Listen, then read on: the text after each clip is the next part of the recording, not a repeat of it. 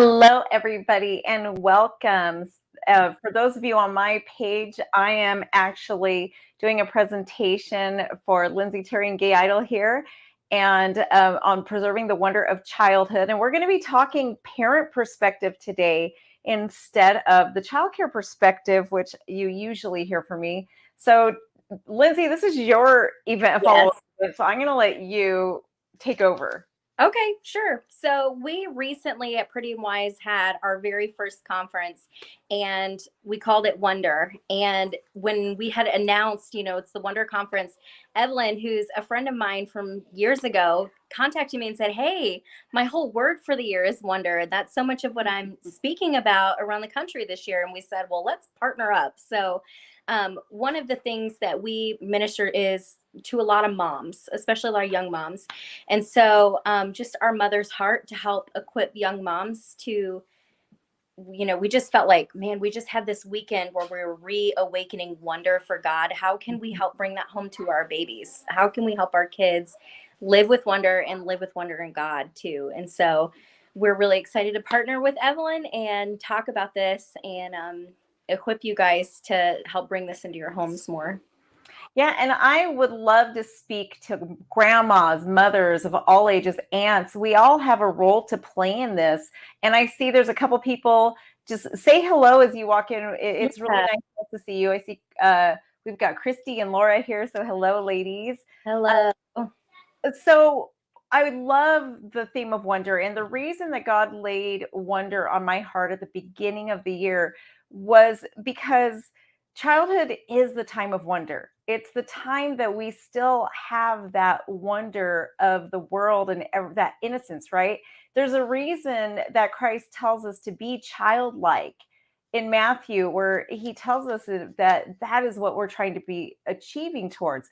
And God really laid it on my heart that not only does he instruct us to be there, but then we kind of take that in an opposite direction and almost steal childhood away from children in our society today. Yeah. So when I saw that you were talking about wonder, I thought, oh my goodness, I've got to reach out to you because God is really calling us to just bring that wonder back to children again. Yeah.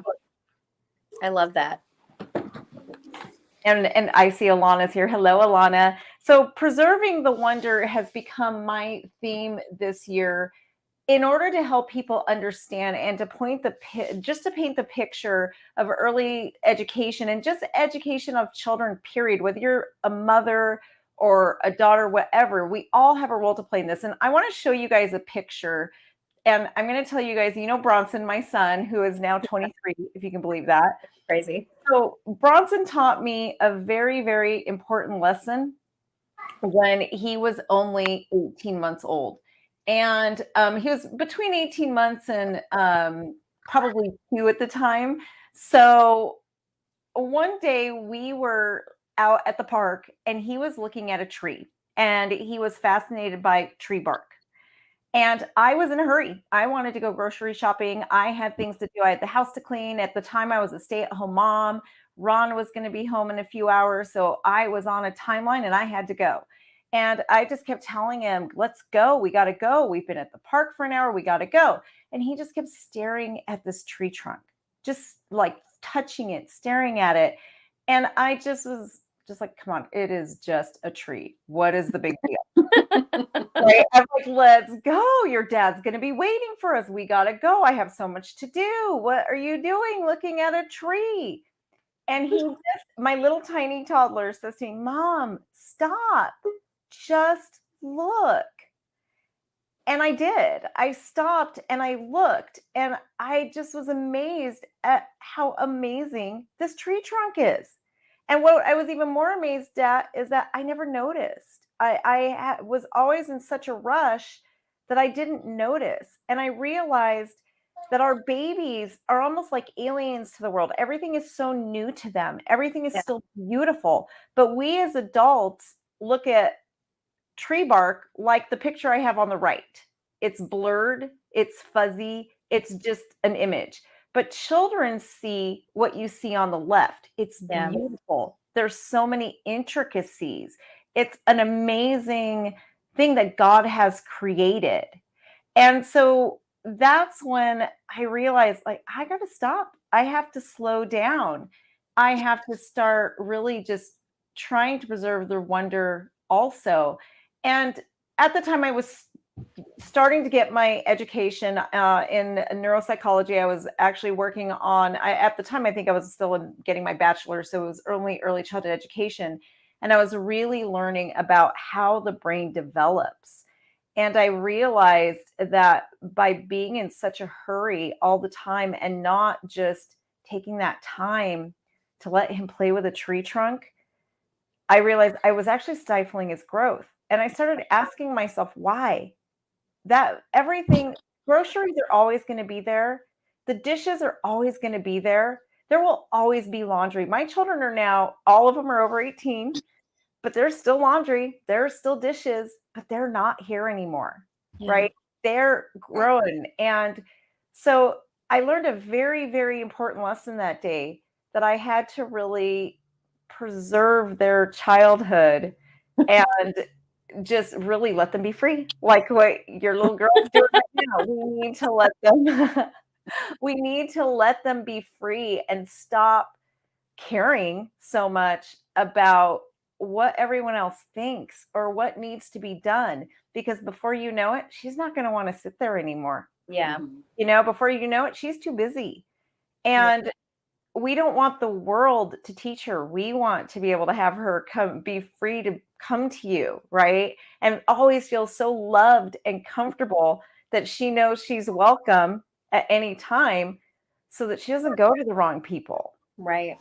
And it looks like Angie just joined us. So I'm going to bring. Yay. Hey, Hey, Ann. I look a hot mess, so I'm not gonna have her on. No problem. So that's pretty much where I just came up with, pretty much my entire career. And one of the things I realized too is that our job as parents and as people who are bringing up these children, even grandma, as somebody who is helping parent, right, who's just one of those, our village, is to help children grow up to be Christ-centered adults who can function in society, right? That's Yeah. it. Yeah. But we look at our little children, a 2-year-old, a 4-year-old, a 6-year-old, an 8-year-old, and we forget that one day they're going to be where we are today. Yeah. And what a lot of parents don't realize is that in the first 6 years of life, all of those life skills that you need to succeed, that's when they're forming. So your ability to problem solve, to reason, to have compassion and empathy, to really absorb and to give back love, that is all forming in the first 6 years of life. Wow. Yeah. And so for me, I own childcare centers, and I coach owners around the world on how to have a good childcare center. And what I see and what God really opened my eyes to was what is happening to children in our society today. And I can paint you from my perspective as a caregiver. What I'm seeing is children are dropped off really early in the morning. Parents are rushing to get them out the door. They drop them off with the babysitter and care, whatever it is. Then they rush off to work. They work all day. Then they pick up their children. They're running them to soccer, to whatever there is, gymnastic, whatever it is. Then they're rushing home. They're feeding the children. They're giving them a quick bath and putting them to bed. And then on the weekends, they're so busy that they're catching up on housework. They're doing other family, like extended family obligations. They're going grocery shopping. And it dawned on me that these children are not receiving love anymore. And not because parents aren't well-meaning. Parents are very well-meaning. They're doing what they think is best, what society is telling them is best for the children. Yeah. But for me, I realized that they're not receiving the love of Christ within the home anymore because parents don't have time.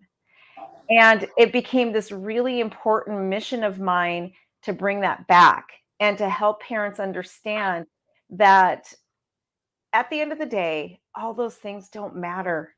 Gymnastics, all of these sports, what matters is to just spend time with your children and play. Just play with them. Just be with them. Show them that love of Christ, because this is the time in their lives that their brains are forming the capability to receive and to give back love. And that's what we're called to do as parents, right? I was working with my son and we prayed and prayed over, what is my mission supposed to be? What am I supposed to be doing? And I was looking for this deep, big meaning, this like God was going to tell me this like huge revelations. And what it came down to was actually just 1 John 4, 1-7, just bring my love. That's it. Bring the love of Christ to children. And so for parents, I want that to be something that you really think about as you're forming those formative years. And yes, we should always, always be thinking about the fact that you might have this tiny little child with you, but your job is to make sure that you're really consciously thinking about how are they going to turn out as an adult, right? Yeah. And what we need to do is stop stealing childhood from them, preserve that magic of childhood. Studies are showing right now that the magical wonder part of childhood only lasts until age of 8 right now. Brain development wise, it could last till 14. So that's something we really need to think about, is just stop making them grow up so fast. Stop stealing childhood. Let them play. And honestly, that is how children learn best. I'm going to bring Olivia on as well. Do you guys have any questions or anything in the mean while we? Well, I was wondering, as a working mom, so I have a unique setup. I work, but I work full time, but I get to keep my kids with me, and I work at home half the time, sometimes at church, but they get to go with me wherever. But I have a lot of other friends that work. So how do you, as a working mom, help make the time for wonder with your kids so they're not 8 and adults? You know what I'm saying? Like, yes. How do you do that as a working mom when you do have smaller windows of time with your babies?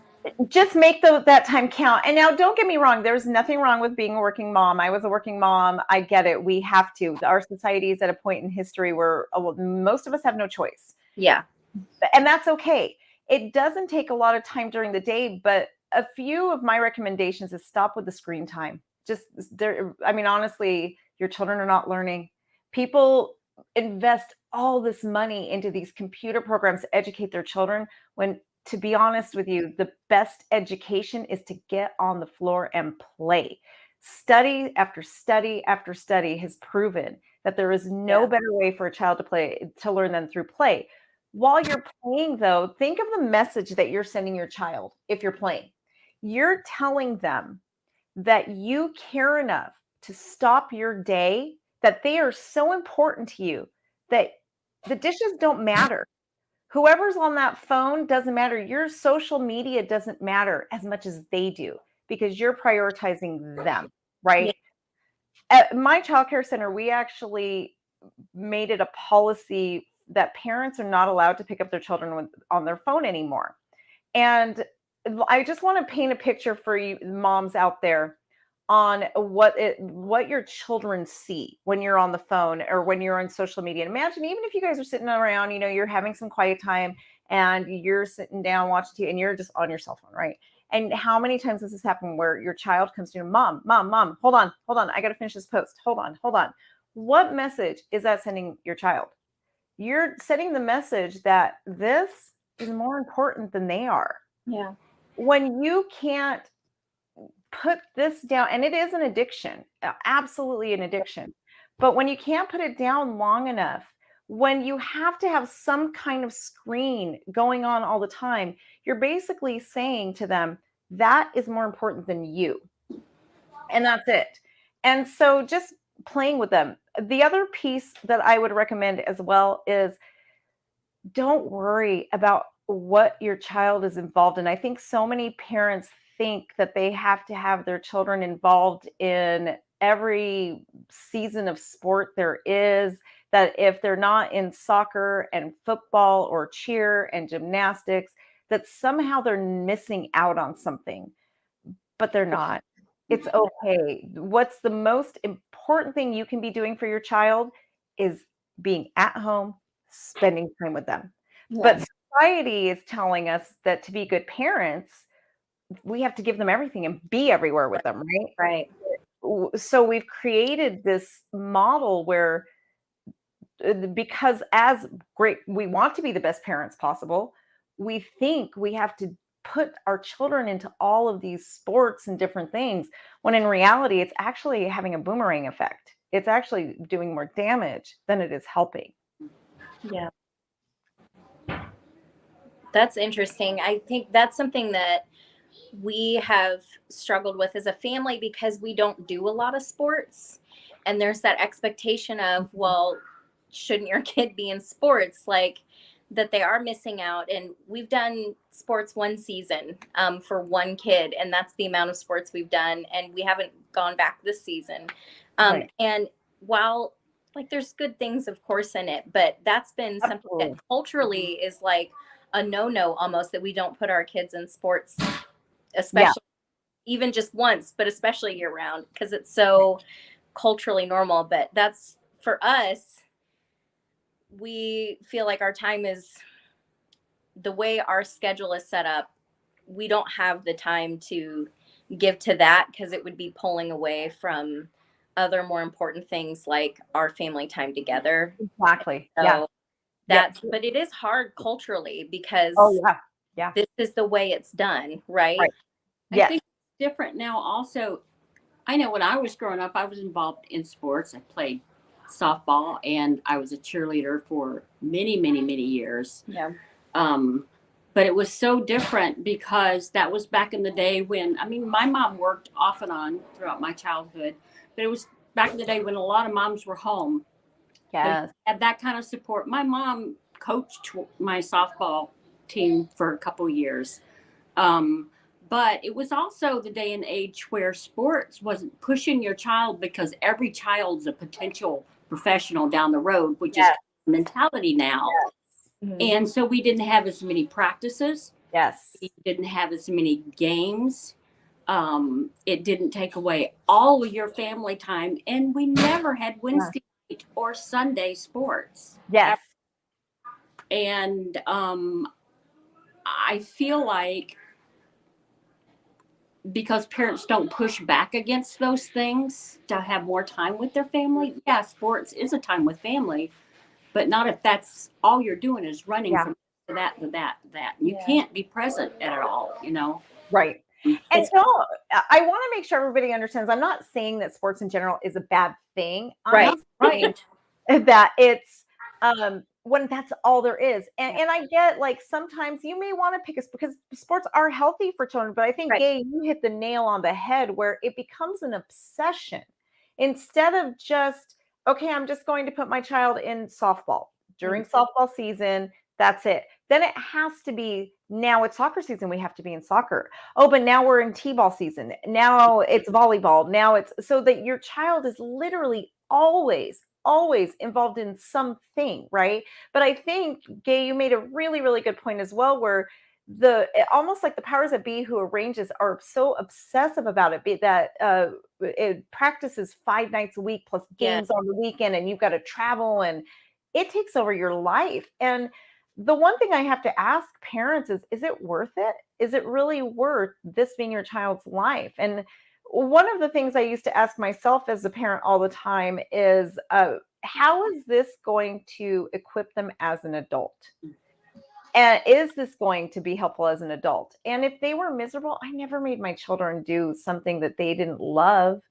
If they loved it and they enjoyed it, they could continue. Like Ronan loved football. He did football up until his junior year, and then he didn't want to anymore. That was great. Yeah. Bronson loved it was one of the martial arts. He loved that until he was about 7th grade, and that was great. But that was it. It wasn't everything all the time, to the point that you never have time to be with your children.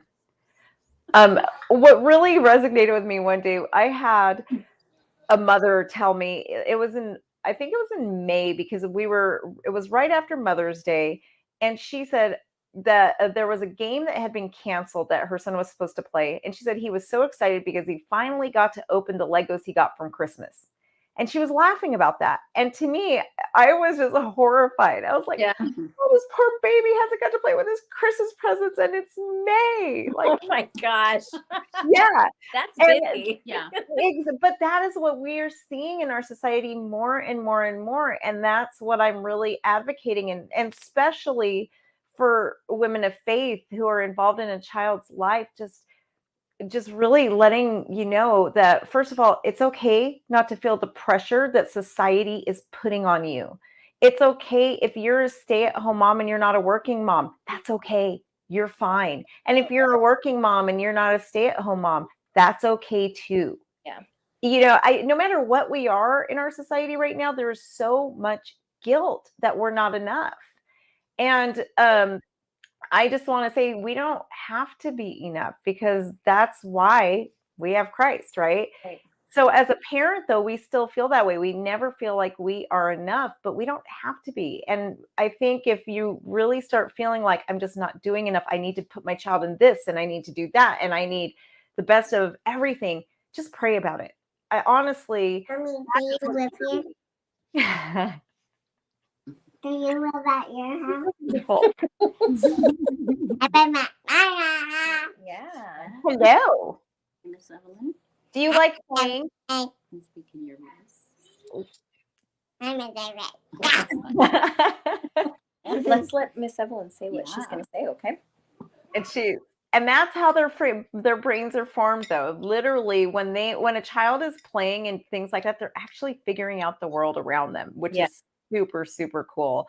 If you look at the world, the United States is actually one of on the very bottom of the list when it comes to education, right? Our children are performing at almost the bottom of the modernized world in education. But then if you look at a country like Finland, they are number one in the world for education, and they are play-based. Children do not learn literacy until 7 years old. They don't even begin teaching them the alphabet until 7 years old. That gives me a lot of hope. Yes.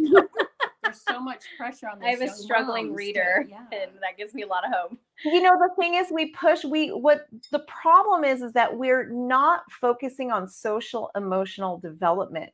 Mhm. But when you really think about it, that's what we need to survive in this world. We Yeah. need social emotional competencies to survive in this world, right? We Yeah. are so overly obsessed with performance and academics that we've turned our children into trophies. Mhm. Yeah. And we've just completely neglected their social emotional well-being. And then for like people like me who employ people, I wonder why it's so hard to manage them.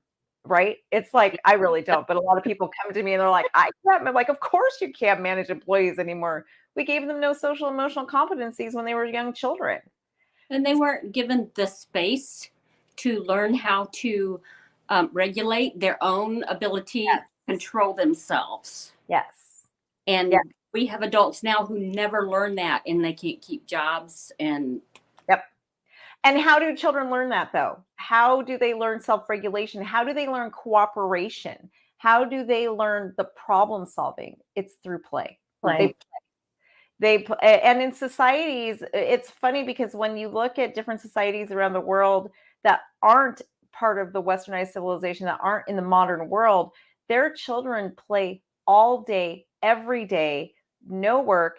And by the time their children are like 16 on up, they are so much better equipped. What's fascinating to me too, I just recently did a study on this right now, where they went into villages and they looked at the children who just play all day. By the time they're teens, they don't have those social emotional problems that our teens have. Interesting. They're not as violent. They're not as sexually active. A lot of different things like that, but it's because they figured all this out during early childhood. So since we're stealing that part of childhood away from children, what ends up happening when they are older, they don't have the skills. So now when they get to those adolescent and their brains are just going crazy, now they start wanting to experiment because it's like we've just unleashed something that they never got to really experience. So, yeah, I mean, I think the best thing for you as parents to really understand and to preserve the wonder of childhood is to just play with them. Let the laundry, it's okay. We think our houses always have to be ready for someone to come over, but those people that we're so worried about impressing, or the people who make you feel guilty as a parent, in 20 years, are they even going to be in your life anymore? Are they Right. even going to matter? I mean, I look at my children now who are 18 and 23, and when I was a young mom, the people that I felt like I had to impress, I don't even know where they are anymore. Doesn't matter, but the people who do matter are my children. They're Yeah. still, and seeing the young men that they have turned into, that is what matters. That's a really good point. Yeah. That's a really good point. Yeah, we have people in our home often, and it is like you feel the pressure to always be ready in case someone stops by, although we live out in the middle of nowhere, so people don't stop by too much. But, and that's good for me to kind of file that away of, in terms of priorities. Am I in even 10 years going to be like, oh yeah, so and so, I'm really glad I impressed them with my, all the toys picked up and no dishes in the sink, Right. or spending the time with those babies. Or do you, yeah. And that's, I mean, I think about the times where I was like desperate, just I would go on those frenzies because I knew somebody was coming over, and my poor children would be like, did you pick up the couch? Oh my gosh, there's something on and then I think about that now. It's like, was the stress I put on my children then worth it? Yeah, and we all do that mom thing where we're just like, oh my gosh, somebody's about to come over and you just spilled all over. It's like, who cares? Yeah. Who cares? I can tell you now, for me, just at this point in my life, if I go to somebody's house and I see a mess, that means that there's happy children there. I see happy children now that are free and that aren't so constrained. And I'm also at a point in my life that I realize that not allowing that freedom is almost narcissistic, because we're more concerned about our image than our children's mental health and well-being, right? Yeah. But I think as parents, there's so much pressure, just so much judgment and so much pressure to be that Instagram perfect parent, that I think that is what I want to give all of you permission to release yourself from. You don't have to, because that Instagram perfect parent, she's not perfect either. She's stinking a lot, but she's not. I like how Melanie said, I love to see toys out and dishes in the sink, because I also love to go to somebody's house and look like they actually live there, and they let their kids play in whatever room, like that is the main room. I like that too. It makes me feel instantly more comfortable. So for all the moms that are struggling, you make us feel better when your house is a little messy. So that was exactly what I was going to say. I was going to say, when I see that stuff, it makes me go, oh, they really are a human being, and they are just like me. Yeah. Yeah. I so agree with you. I don't stress anymore. I used to stress about it, but I'm at the point in my life now where it's just like, I just want to see the children happy. I just realize, with just what I've seen throughout my life and my career now, that what's important is just making children happy. And the world is in such turmoil that if we really understood collectively as women in Christ, we can literally change the world with small children. Because since the brain is forming during those 90% of the brain forms in the first 6 years of life. Just think about that. 90% of the human brain is forming in the first 6 years of life.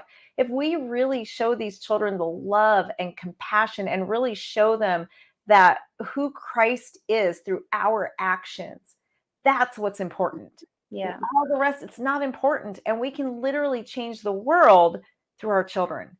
And one of the things I like to do with when I'm teaching childcare people, I show them, think about your children that you're with right now, like each one of you. When your children have their own children, and then those children have children, I want you to think about your actual legacy, those principles that you're really instilling in your children's lives today, how that is going to compound over and over and over and over and over, right? I mean, Gay, right now you're sitting with your daughter who has her 3 children. So as you're raising your children, you're thinking, I'm here with my daughter right now, and you had Brad too. So you had two children. You're thinking, okay, I'm affecting two lives. But then you're not thinking about the fact that now it's five, right? The work you did as a mom is now 5 lives. And so just think about that as parents. There is nothing more important in this world than what you do for your babies. And there's no greater job, and there's nobody that you have to answer to or you have to impress but God. I keep thinking of Stephen Covey's statement, begin with the end in mind. As a parent, what we have to do, we begin with the end in mind. What do we want them to be? Above all else for me was that my children will be able to literally look at everything in the world around them and be able to view it through a biblical lens, through the lens of scripture. I want them to have a biblical worldview, which a lot of people, even back in my day raising my kids, didn't even know what that word meant or that phrase was, but it was so important for me that because when my kids get older, I knew I would no longer be able to be the yes and no in their life. They would make those yes and no's themselves, and I wanted them to be able to make right choices and be wise. And I knew I didn't have all the right choices and all the wisdom, but God does. And his word does. And so I wanted them to be able to learn how to discern the things they watched on TV or the movies they watch or the books they read, looking through it as what's the good and what's the bad, what's redeemable and what can I throw away that's not good, according to scripture. What God's word tells us is right and wrong and good and bad and healthy and how to live a fulfilled life. So when I think of that, I think about what you said is to be present. It's so hard to be present these days because I've seen entire families in a room and they were not present with one another because they were all busy on some gadget of some kind. Serious. Gadget. I challenge all of you, next time you go to a restaurant, look around. I can guarantee you're going to see at least one family where the child is sitting in front of a cell phone or an iPad the entire time. Yeah. Because parents, I'm sorry, I have a fly, so I'm going to So some parents have allowed screen time to get to the point that they don't know how to handle their own children anymore. And the children don't know how to handle themselves because of screen time. And the other thing I want to speak to that Gay you just said is that, those principles that you've instilled in your children, a lot of times I think parents think, oh my gosh, I have to be reading my Bible to them, or I have to, read the Bible stories to them, or I have to be like lecturing and whatnot. But that is not effective, and it is not how children learn. But what is effective is as you're playing with them, as you go, then bring those examples into their life. They'll remember, you can even maybe act out the story of David and Goliath, right? You can get puppets and play and act it out. So as somebody who educates children, one of the things we do is we educate through play, right? So we actually construct games for the children with the end results in mind. So you can do that at home as well. You can get some puppets and act out the story of David and Goliath. That is how children are truly going to learn the principles behind it. The other thing is that children's play is actually, they call it the work of childhood because that's how they're problem solving and really figuring things out. So if you guys ever see children pretending, right, and they're pretending to be mommy and one's pretending to be daddy, that's because they're trying to figure out the dynamic of your household. Okay. That's how they work through things, right? So you can be intentional about that. You can set up different play experiences when you want them to learn a certain thing. So intentionally think of what is it that you want to teach them. If your child is really struggling with like maybe a bully in the classroom, set up a game where you show them how to deal with bullies in the classroom, right? Maybe you could even get action figures. You can get some Hot Wheels and make one of them like the bully Hot Wheel and just act it out with them. And then you have them like, oh, what does this car should do now? Like, look at this car just rammed that car. What do you think this one should do? Do you think that's a good choice? Or what else could they do? You're kind of walking them through the scenario through play. So that is really the best way to install those principles so that when they grow up, they're going to really remember those concrete things in their life. And like, okay, so I have a 9-year-old, almost 10, and then 7 and 3. How does that change with a 9-year-old who maybe wouldn't like respond with puppets, but Right. he might, I don't know. But I mean, like he's also an old soul, so tends to be very cerebral. So, but I know that like sometimes even just talking through problems is still like I have to remember he's a kid. He can Yeah. only really grasp so much. When sometimes it's too like abstract, that still can be difficult Right. for him. So how would you suggest like dealing with that kind of preteen, almost preteen? That is the toughest age. I saw with one my kid 9, that was like, oh my goodness, they so change. Yes. And that's that one period of time where you can kind of still go, because they're going to be in and out of play at that point, where this is where you Yeah. start seeing play go away, and it's so hard. But you still want to incorporate some play into it, but you want to really adapt to where they are, right? And you do want to start having those conversations where if this is where it becomes this fine line, because you want to do what's scaffolding, right? You want to basically look at what do they know and how can I add on to that slowly by scaffolding and education, right? So when they're about that age, meet them where they, and maybe if it's during sports, use analogies if they like to play basketball with you outside, or if you guys are just looking at an anthill, talk about different dynamics of that society, right? That micro society, and use those analogies of everyday life. But if you really lean into what are they interested in, and then try to bring in analogies into that, you might want to just do more sophisticated play at that point, where maybe it's going to be like, okay, if we were going to, I'm trying to think of the bully technique, let's say we're building Legos and this is happening. What could we do to help our friend who is the bully, right? And then in that case, you just want to have a conversation with them. I mean, honestly, if my children at 9 were dealing with a situation like that, that's when it is okay to just sit down and let's talk. Let's just talk. And then just asking a lot of questions. My biggest suggestion, and if you guys forget everything I say and only remember this, it'll all be worth it. Okay. Come from a place of curiosity with everything, whether they're getting in trouble, whether they're confused. If you as a parent always come from a place of curiosity, that's going to really help them lead you to the solution. Yeah. And so that's like, that reminds me of like the job of a therapist is not to tell you what to do, but to help you find the answer yourself. So kind of like the same with kids. Yeah, exactly. You know what's funny about that? You mentioned that is so my expertise is in early childhood education, which is 0 to 8, right? And then I'm also a life coach and I'm also a business coach. But the funniest thing to me is that the same principles I teach a 2-year-old teacher in the classroom are the same principles we use in life coaching. They're the same principles I use in business coaching. And it's just humans. That's just how we are as humans. A therapist is going to use the same things. It's just how our human brains are wired to be. It's that helping them figure it out by asking lots of questions and being curious. Yeah. And that's why I recommend to parents just always come from a place of curiosity. Ask a why over and I don't want you just to say why is that? Why is that? You want to just really dive in there about, so it looks like that really upset you, buddy. Why do you think that was so upsetting? And they're going to say, I don't know. So when they say, I don't know, it's, well, if you did know, then what do you think it would look like? Mm-hmm. Or if it was your friend that was going through it, why do you think they might be upset by it?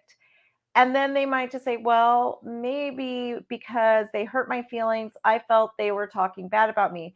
So what is it about what they said that made you feel like it was hurtful? Well, they liked so-and-so's drawing better than mine. So why would that upset you that they like that drawing better than yours? Well, I worked really hard on mine. And then if you just keep taking those layers down and layers down and layers down, it will help you come to the answers. Okay. That's helpful. Melanie, I know I just saw, coming from curiosity, what does that look like on a day in life? Does that help what I just said? The other thing on that, Melanie, that might be helpful is when you pick up your children from school, if you ask them, how was your day? Or if you ask them something like, what did you do today? They're always going to say, I don't know, nothing, right? Yeah. That's what they always say. So instead, think of a different way to frame the question. Ask them something like, well, what was your favorite part of the day today? What was the best thing that happened to you today? So that's the kind of curiosity, just really diving deeper. So Okay. that curiosity is just really diving deeper. Yeah. She said, yep, that's what I get. Okay, good. That's what we get, right? I mean, it's still my 18-year-old comes home from work and I still like hear, I don't know. I'm like, okay, so what did you like about today? What went well today? Did someone make you feel good today? And I try to keep it positive because Yeah. especially at 9, especially when you're entering that realm of development, if you start asking things like, did someone make you feel bad today? Then they're going to almost, Begin to look for those. yeah. Negative really quick Yeah. with a 9-year-old. Exactly. Yeah. And that can lead into the lifespan though, where it's just, we all know those people who are just everything. They have to find the negative in everything. Yeah. That's where we can really help coach their brains to just look for the positive in the thing. And maybe ask them like, what are you thankful happened for you today? And then you start training their brain as well to look for those positive elements. Yeah. Okay.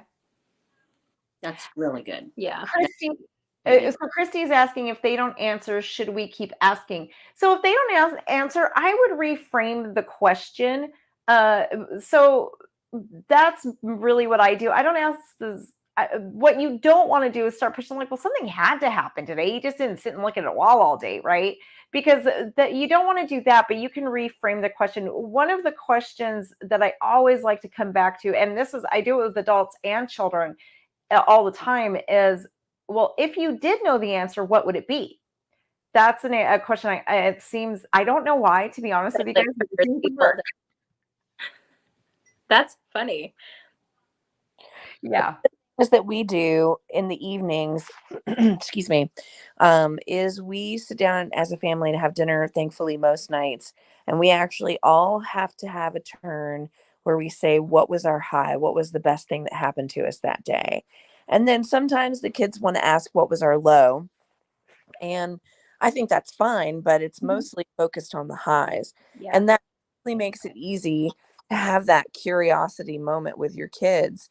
And you can do the same thing in the car on the way home. So, what was your high for today? What was your high today? It might be a more simple way of asking the same kind of question, like you were suggesting.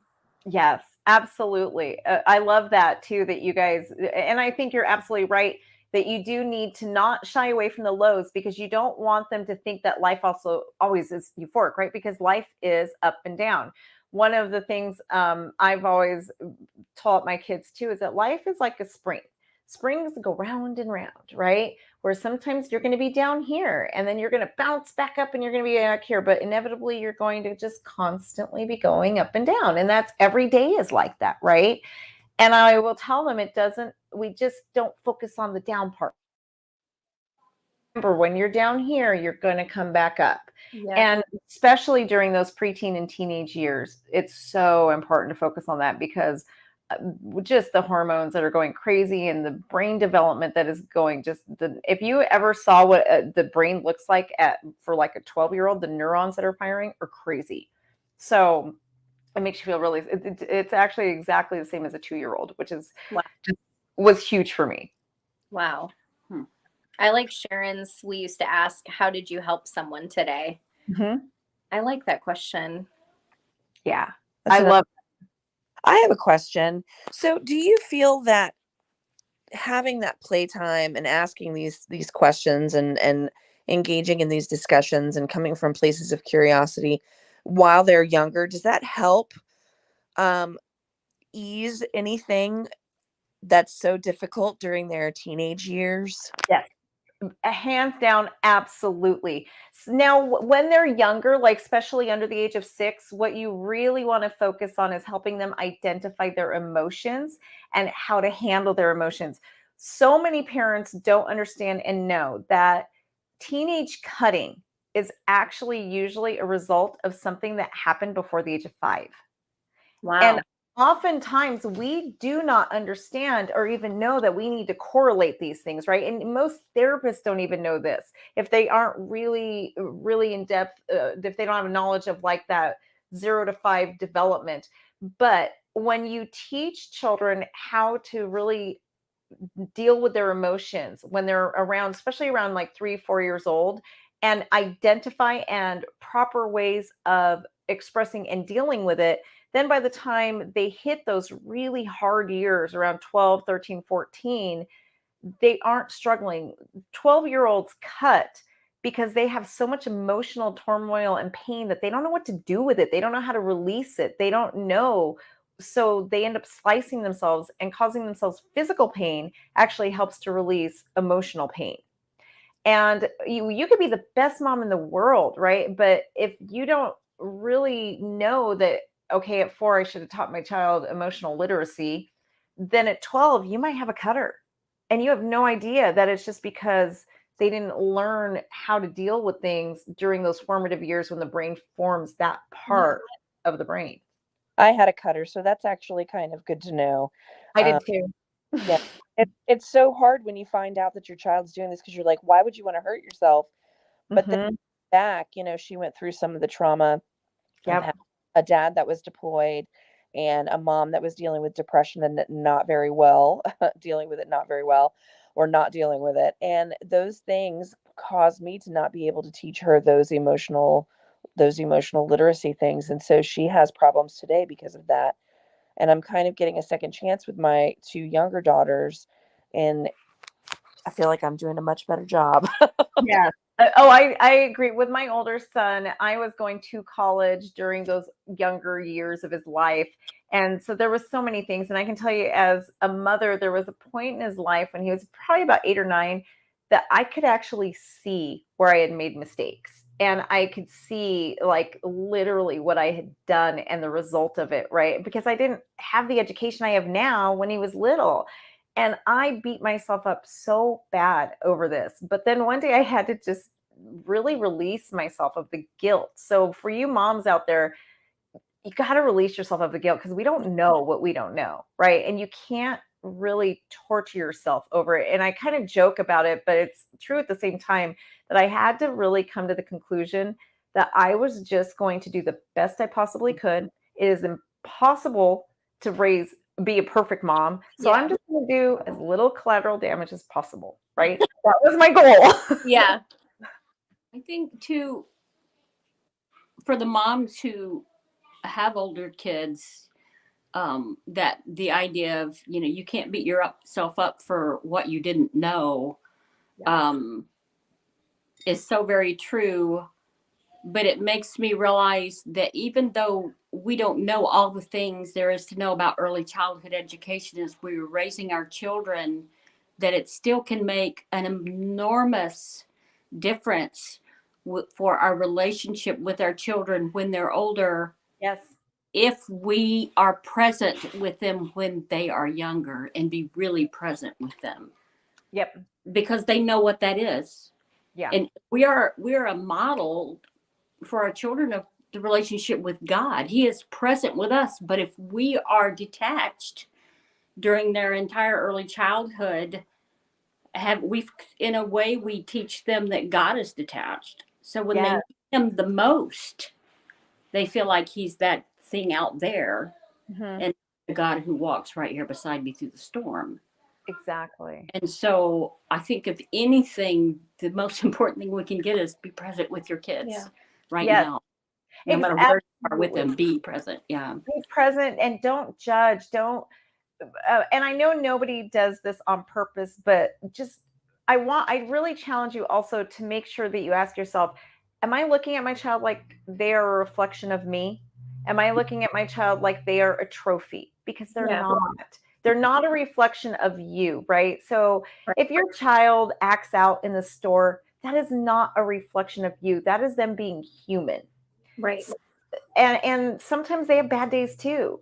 So don't internalize so much, because a lot of times what ends up happening is we shame them and we guilt them without realizing it because we are embarrassed. But then what ends up happening is you might get a 12 or 13 or 14-year-old who's afraid to come to you because they're afraid of what you're going to think about them. And I can tell you one of the things I did, and when my boys were teens, the teenage years are so hard, and it's almost like all the other years you're just preparing to get there, right? But and Lindsay, you're going into this now, so I mean, especially at 9, I wanted my boys to know that there was nothing off limits that they could tell me. That and I would say, so I encourage you guys, say the words. The power of words is so important. I would tell them, there is nothing you can say to me that will ever get me to stop loving you. I may get upset and you may need to give me a minute. I may, just really react in them, but just give me a minute. And I started saying this to them when they were like 8 years old. Yeah. And know that when I have time for my brain to rest and think about it, I will, we'll be okay. And nothing can ever stop me from loving you. Yeah. So there have been times as they got older where I had to take that to the point where they would approach me on something and I would have to say to them, okay, I just need to turn around and say this so you can't see my face right now. Okay, so like they would say something to me. I'm like, just give me a second. I'm going to turn around for a minute so I can process this because I can't react right now. And I would. And the thing is, I wouldn't want them to see my face. And Yeah. and sometimes you guys, it's honestly because I was laughing, right? Sometimes they say, oh my God. Yeah. You just want to laugh. And then sometimes it was really hard to hear. And there were times where my boys really learned too. They're like, okay, Mom, I need to say this, but I'm going to stand not looking at you because I can't let you see my face when I say this. But the important thing was that they felt safe. And that's what you guys can do with your young children when they know that you are there for them unconditionally, that there is nothing more important to them than they are, then they will feel that safe with you. And there's nothing that's off limits that they can talk to you about. That's a conversation I have with especially my oldest, Mhm. but middle one too. At bedtime at night, I always am like, I'd wrestle a bear for you, and you could rob a bank and I'll still love you. You could do something terrible, I'm still gonna love you. I might be sad you're in jail, but I'll love you anyway. And we have that conversation about, you can tell me anything, and my husband has that with him too. And so that's always something that we've been really aware of, that we don't want them to feel shame from us. We want them to feel when they're in a bind, Mom and Dad can help me, not I'm afraid of Mom and Dad knowing. Yeah. So I do want to get to, so my sister Laura is on here. Hey girl. And she's asking, how do you keep wonder in the teen years? She has 2 teenage girls, 14, 15, that age. And so how can you, as a mom, dealing with especially she's got teenage girls. So, teenage girls can be teenage girls. How do you as a mom help keep wonder alive in them, or like reignite that wonder that maybe you kind of lost in the middle school years? Yeah. And it's really hard because it's that period of life where they become almost disenchanted with everything, right? Yeah. But just know they do actually listen to you more than they pretend to. And studies have shown that children really, especially teens, they actually do really listen to what their parents say. And even though they don't see it, or you may not feel it, and it may not seem that way, you are getting through to them. So again, I think it's the same thing with experiences. Show them, take them for a hike or something and let them see the wonder in the world. Show them something spectacular and amazing, right? And it doesn't have to just be in a hike. It could be just in your backyard. Look at the birds or something. There is something amazing in all of our backyards. Yeah. There's something amazing everywhere. Point it out to them. Talk about it with them. And they're going to act like, oh, whatever, Mom, you're just okay, Mom, whatever, right? That's how they are. But just keep it up. Don't give up. That's the biggest thing. I was never like that, but I was always so responsive. Wow, Mom. No, that's really good. One thing that I have felt personally challenged on in like a lot of different spheres is to be a really good noticer. Mm-hmm. And I've found that like when I'm actively pursuing like noticing people, noticing things, just being really present, wonder just comes alive. Like you're all of a sudden amazed by people and places and things all the time. because you're not letting life happen to you. You're sitting in life and being present with it. And so I don't have teenagers, but that's something I want to teach my kids to be really good at, to kind of help carry them through. You're right, totally disenchanted years. Yeah. We work with a lot of teenagers in youth Yeah. ministry. So, but to be a really good noticer and maybe kind of combat some of that disenchantedness. Yeah. One of the things I told my boys, both of them separately in conversations that actually helped them out a lot, was I told them, and think about coming from their perspective, right? So I went to them one day and I said, you're at some of the best years of your life. I mean, when you really think about it, not from a parent, but when you were a teenager, those can be some of the greatest years of your life. Yeah. And I told them, you're at a point where you're not quite an adult yet, but you can still do some adult things. And you get to still do things like drive or do fun things, but you're still close enough to childhood that you can still be a kid. Yeah. And I told them that really embrace that, because before you know it, it's gone and you're going to be working and you're going to be doing life and you really just can't go back into those times. So don't worry about what anyone thinks or what they care about or anything else, and just embrace being a kid. Yeah. And that's something that was really, sometimes as parents, when you give your teen permission to do something, it's crazy that that's all they needed to hear is permission.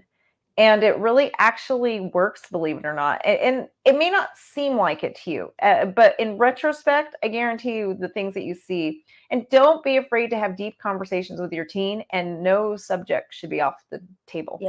And sometimes you will embarrass them and they will just be like, oh, I can't believe, but eventually they'll get used to it. They'll get used to it. Oh yeah. Yeah. I don't That's know. just mom. So Yeah. It became a hobby. It was like, when my boys were teased, it was just like, okay, how am I going to make them uncomfortable today? And I would like, nothing was off the table. There was, they knew they'd come in and this girl's been hanging out for a long time. You guys aren't talking about sex, are you? What's going on? What's good? You are. Let's talk about it first. And I mean, it was like, I would confront everything. And so there should be nothing that isn't on the table, but give them permission to be kids still. As a lot of times they feel like they can't. So just give them permission. Yeah, I love that.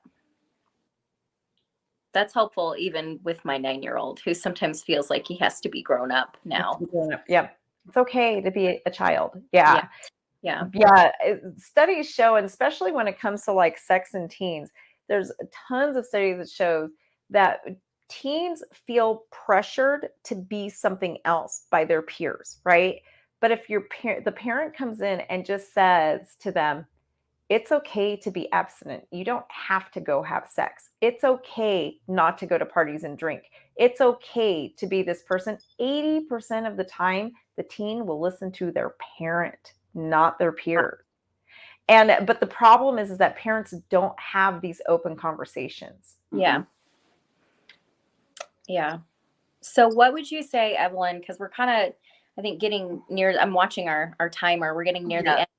But if we could ask you as a mom, you've raised your kids, and if you could just share with us what the best thing you ever did for their spiritual development was as a mom. The best thing I ever did was I walked the walk and I played the part. And my 18-year-old actually comes to me a lot lately. He's in a season the last few months where he'll come and say, Mom, and it's just the most gratifying thing as a mother. Or one day he came to me, he's like, Mom, I realize now how hard you work to be a mom, and you were so intentional about everything. And I now see my 18-year-old who's going to church and volunteering on his own, like really getting involved and doing his own thing. And he basically was saying to me, he's like, Mom, everything you did was so intentional all the time. And I just remember waking up every morning and seeing you read your Bible every morning. Before we got up, if I got up too early, you were out there reading the Bible. You were always involved. You were always praying over us. He said he remembers waking up in the middle of the night and I would be praying over them. And just being the mom who actually really walked the walk. And I just didn't talk the talk. I lived a life of intentionality. And he saw it happening. And there's something huge for a child to wake up in the middle of the night and know his mom is just praying over him, right? Kind of may sound creepy, But there No, were good. when he was like 9 to 10 years old, they would tell me like, "Mom, you're so creepy." Now at 18 and 23, that's what they remember, is that they had a mom that when things were rough in their life would be kneeling next to their bed praying. That is the most important thing, is be the person that you want them to grow up to be. Yeah. One of the things I remember you doing, Evelyn, was when you repainted the boys' rooms. Before you painted, you wrote scriptures on their walls, All over. Yeah. all over Yeah. their wall. Yep. And I love that because those boys knew that. Oh, they knew. And it's still Yeah. there. Both of their rooms. It's funny because Ronan tells me that his room is such a peaceful place, and he tells all his friends that underneath his wall, the primered it, I wrote scriptures and prayers, and I prayed over my children. I just literally what I would pray in my head. And there was, I actually took pictures of it. There was not a square inch of their bedroom walls that didn't have some kind of scripture written in it, some kind of prayer that Wow. what I prayed over them. And then when Bronson went to college, I sent tons of 3x5 cards with him. And I told him, like, put this in your bedroom, put it all over the place. But yeah, that is something, just the power of prayer. They knew that their mom was a prayer warrior, or is a prayer warrior. And I really taught them that prayer should be almost like our thought process. It's how we live. It's everything. And it's funny, Gabe, that you mentioned that. We just had at my preschool Zooming Around, we just had a wall built. And before the builders would prime it, and even before he put like the mud up, I told him, like, I need to do something. Will you let me know? And on all the drywall, I went and just wrote scripture all over the wall. So it's something I still do. My preschool, before I let them put like the raw drywall has scripture written all over it. It looks like a graffitied and tagged everywhere.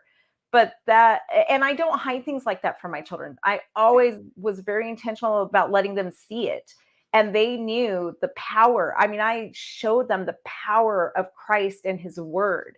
And I never hid that from them. If we had a blessing in our lives, I gave God the glory. If we were going through a struggle, my boys knew I was on my knees. I mean, there were times where they would see me on my knees crying and praying for an hour or two. I never did that in private. I wanted them to see that. Yeah. That's really encouraging. good. Yeah. That's really encouraging for all of us moms, I think, no matter what age our kids are at. Sometimes spiritual life feels so private, Mm-hmm. but how important it is for our kids to see that modeled so they know what it looks like to walk with the Lord, Mm-hmm. not just hear what it looks like. Yeah. So thank Yeah. you. Oh no, you have to let them see it. I mean, it's, if you go in and read their kids' Bible with them and pray with them and every night, that's wonderful and awesome. But if they don't see you doing it too, Right. it's just like that parent who smokes and with a cigarette in their hand, they tell their children smoking's bad, don't do this, right? They Right. do what they see us doing. They live by our actions, not always our words. So you Yeah. have to be the part. You have got to play the part. I love that. Thank you so much for this time tonight. Thank you so much for meeting Yes. with us. This was Thank you. a huge blessing to me as a mom. And so I know to our team, but also to all of these mothers who are on here or people who work with children on here. This was huge. Thank you so much. Thank you for having me, ladies. Absolutely. Anytime, Evelyn. Yes.